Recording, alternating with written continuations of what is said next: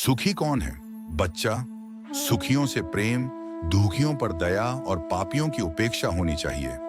पापियों की उपेक्षा का अर्थ पापियों के पाप कर्म से घृणा करनी है, न कि पापकर्ता से। पापियों की उपेक्षा इसलिए करनी चाहिए कि पाप को प्रोत्साहन न मिले, उसका ह्रास हो। सुखियों से प्रेम करो, उनका साथ करो। ऐसा इसलिए कहा गया है कि उनके साहचर्य से तू भी सुखी रह सकेगा। लेकिन वास्तव में सुखी तो वही रह सकता है जो परमात्मा से प्रेम करता है, परमात्मा के स्वरूप में स्थित है। परमात्मा से प्रेम करने वाला ही संत और महात्मा होता है। गलत सोचता है कि कोट पैंट वाला अथवा हवाई जहाज और मोटर से चलने वाला सुखी होता है। दैहिक, दैविक एवं भौतिक तापों से जिसने अपने को अलग कर लिया, वही जग में सुखी है। इन्हीं तीन तापों से अपने को पृथक कर लेना पुरुषार्थ है। श्री कपिल मुनि प्रणीत सांख्य योग के प्रथम श्लोक में वर्णित है, तीन प्रकार के दुखों का सर्वथा त्याग ही मनुष्य का परम उद्देश्य है। ऐसा पुरुषार्थ कर लेने वाला ही संत है। संत सोई जो काया साधे। बहुत धन हो तो उसे सुख नहीं मिल सकता। धन का महत्व उसके सदुपयोग में है। धन का संचय दुखकारक है, क्योंकि उसके लिए नाना प्रकार की चिंताएं करनी पड़ती हैं, और जिस मानव को चिंताओं ने घेर लिया वह कभी सुखी नहीं हो सकता। अतः सुखी होने के लिए धनवान होना जरूरी नहीं, वरन वैराग्यवान होना जरूरी है। अर्थ लोलुप है। धन का तो स्वभाव ही होता है तृष्णा की निवृत्ति नहीं होने देना, और तृष्णा जब तक बनी रहेगी सुख नहीं मिल सकता। मानव को जब वैराग्य, सुख, शांति, तृप्ति, सत्य, क्षमा और सर्वभूते दया ये सभी गुण प्राप्त हो जाते हैं, तो काम, लोभ, तृष्णा और कृपणता आदि स्वतः नष्ट हो जाते हैं। सत्व गुण में स्थित होते ही मनुष्य सुखी हो जाता है। मनुष्य जिस जिस कामना को छोड़ देता है उसकी ओर से सुखी हो जाता है।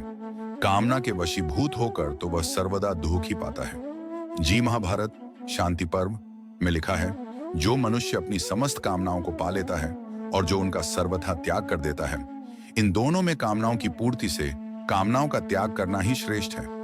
ये बात सदैव स्मरण रखने की है कि इच्छाएं ही दुख की मूल उत्स हैं, और कामनाओं के रहते सुखानुभूति कदापि नहीं हो सकती। दुख और असंतोष ये काम और क्रोध से उत्पन्न होते हैं। लोभ बड़े बड़े पाप कराता है और मन को अशांति देता है। क्रोध में मनुष्य अंधा हो जाता है और अपना बुरा भला भी नहीं देख सकता। मोह बड़ा नाच नचाता है और परिणाम में केवल दुख देता है। अतः ये षड्रिपु ही मानव जीवन में विष घोलते हैं।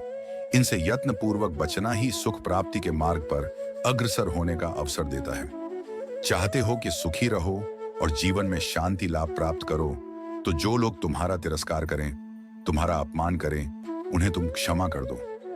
बदला लेने की भावना मत रखो, अन्यथा ग्लानि, ईर्ष्या और पश्चाताप की आग तुम्हारी शांति को जला देगी। जो कोई तुम्हें कष्ट पहुंचाता है उसका भी अहित मत करो। तुमसे द्वेषवश यदि कोई अप्रिय व्यवहार करता है तो भी तुम उसकी उपेक्षा कर दो, और अवसर मिलते ही उसके साथ प्रेम का मधुर व्यवहार करो। तृप्त और स्वस्थ चित्त रहकर जो कुछ मिल जाए उसी से निर्वाह करो, और भगवत कृपा मानकर प्रभु का धन्यवाद करो। भगवान बड़े कृपालु हैं, उनकी शरण में ही शांति है। सच्चा सुख तो तृष्णाक्ष से ही मिलता है। जिसने काम की जड़ें काट डाली हैं वही सुखी है। दुख की जड़ राग द्वेष में है। व्यवहार में राग द्वेष से निवृत्त हो जाओ तो सुख ही सुख है। राग द्वेष वियुक्त होकर विषय भी दुख नहीं देते। द्वेष की आग सबसे पहले तो दोषी को ही जलाती है। सद्बुद्धि और सत्कर्म से मन निर्मल होता है। जब मन सदैव प्रसन्न रहने लगेगा तो फिर दुख स्पर्श भी नहीं करेगा। भगवान ने कृपा करके तुम्हें मानव तन दिया है, अनमोल थाती दी है। इससे धर्म, अर्थ, काम, मोक्ष सब कुछ पा सकते हो। जीवन की हर सांस का सदुपयोग करो, संतुष्ट रहो, तो मन शांत और प्रसन्न रहेगा।